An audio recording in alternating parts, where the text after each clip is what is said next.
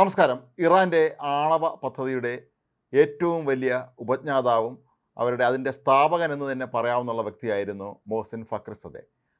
2020 November 27 ഫക്രിസദെ വെടിയേറ്റ് മരിച്ചത്.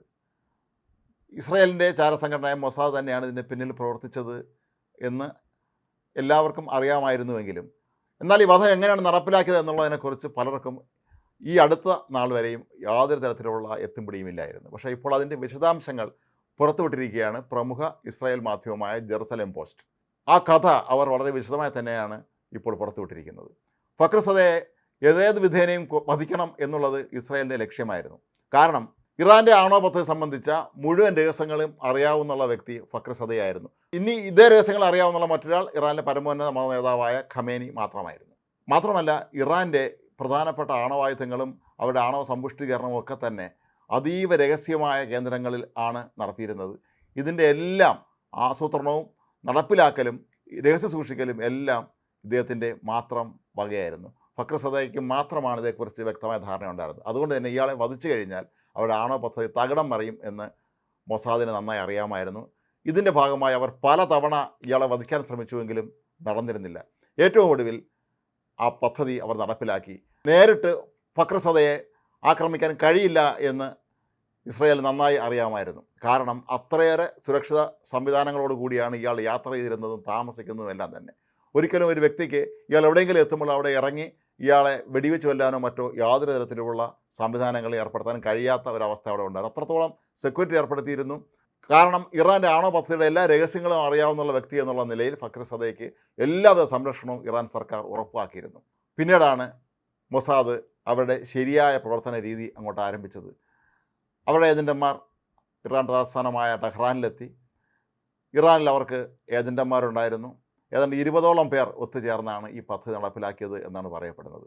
ഫക്രിസദയെ വധിക്കുന്നതിന് വേണ്ടി പ്രത്യേകം തയ്യാറാക്കിയ റിമോട്ട് കൺട്രോൾ ഉപയോഗിച്ച് പ്രവർത്തിക്കുന്ന യന്ത്രത്തോക്ക് അവരവിടെ എത്തിച്ചിരുന്നു. ഇത് പല ഭാഗങ്ങളായിട്ടാണ് ടെഹ്റാനിൽ എത്തിച്ചത്. പിന്നീട് ഇത് ഒന്നിച്ചു ചേർക്കുകയായിരുന്നു. നിരവധി ആയുധങ്ങൾ അവരുടെ കൈവശമുണ്ടായിരുന്നു.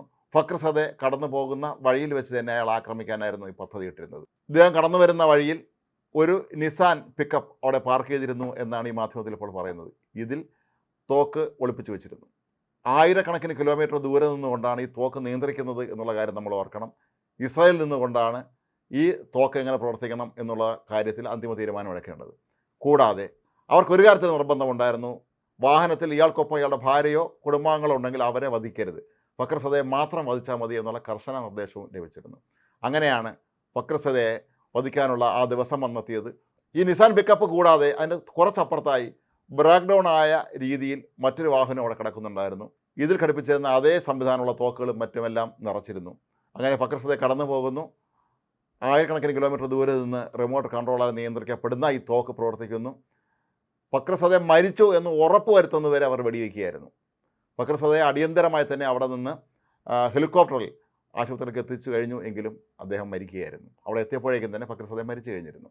ഫക്രിസദയുടെ മരണം ഉറപ്പാക്കണം എന്നും മൊസാദിന് നിർബന്ധമുണ്ടായിരുന്നു എന്നാണ് മൊസാദിൻ്റെ ഉന്നത പദങ്ങളിലിരുന്ന പലരും ഇപ്പോൾ ഈ മാധ്യമത്തോടെ വെളിപ്പെടുത്തിയിരിക്കുന്നത്. ഇറാൻ്റെ ആണവ പദ്ധതി തകർക്കണമെങ്കിൽ അതിൻ്റെ ആദ്യമായി ചെയ്യേണ്ട കാര്യം ഫക്രിസദയെ വധിക്കുക എന്നുള്ളത് തന്നെയാണ് ഇസ്രായേലിലെ ചാരസംഘടനയായ മൊസാദിന് വ്യക്തമായ ധാരണ ഉണ്ടായിരുന്നത്. അതനുസരിച്ച് തന്നെയാണ് അവർ കാര്യങ്ങൾ മുന്നോട്ട് നീക്കിയത്.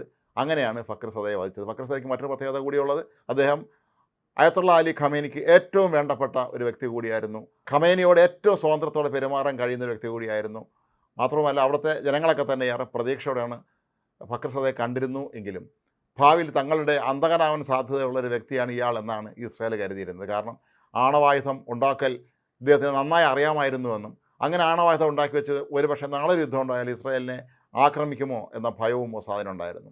ഏതായാലും ഫക്രിസദയെ വധിച്ചതിലൂടെ തങ്ങളുടെ രാജ്യത്തെ, അതായത് ഇസ്രായേലിനെ തങ്ങൾ രക്ഷിച്ചു എന്നാണ് അന്ന് മൊസാദിൻ്റെ തലപ്പത്തിരുന്ന പലരും പിൽക്കാലത്ത് മാധ്യമങ്ങളോട് വെളിപ്പെടുത്തിയത് എന്നാണ് ഇപ്പോൾ ജെറുസലേം പോസ്റ്റ് വെളിപ്പെടുത്തുന്നത്. മൊസാദ് ഒരു കാര്യത്തിൽ തീരുമാനിച്ച് ഉറപ്പിച്ച് ഇറങ്ങിക്കഴിഞ്ഞാൽ എന്ത് വില കൊടുത്തും അവർ അത് നടപ്പിലാക്കും എന്നുള്ളതിൻ്റെ ഏറ്റവും വലിയ ഉദാഹരണമായി മാറുകയാണ് ഈ ഫക്രിസദയുടെ വധം. തീർന്നില്ല, ഈയിടെ നടന്ന യുദ്ധത്തിനിടയിലും ഇറാൻ്റെ പ്രധാനപ്പെട്ട ആണവ പദ്ധതിയുടെ എല്ലാ പ്രമുഖരെയും വധിക്കാനും ഇസ്രായേലിന് കഴിഞ്ഞു, അല്ലെങ്കിൽ അമേരിക്കയ്ക്ക് കഴിഞ്ഞു എങ്കിൽ തന്നെയും അതിൻ്റെ പിന്നിലും തീർച്ചയായും പ്രവർത്തിച്ചത് മൊസാദ് തന്നെയായിരിക്കും എന്നുള്ളത് ഉറപ്പാണ്. കാരണം മൊസാദിന് അസാധ്യമായി ഈ ലോകത്ത് ഒന്നും തന്നെ ഇല്ല എന്നുള്ളതാണ് അതിൻ്റെ ഏറ്റവും പ്രധാനപ്പെട്ട കാര്യം.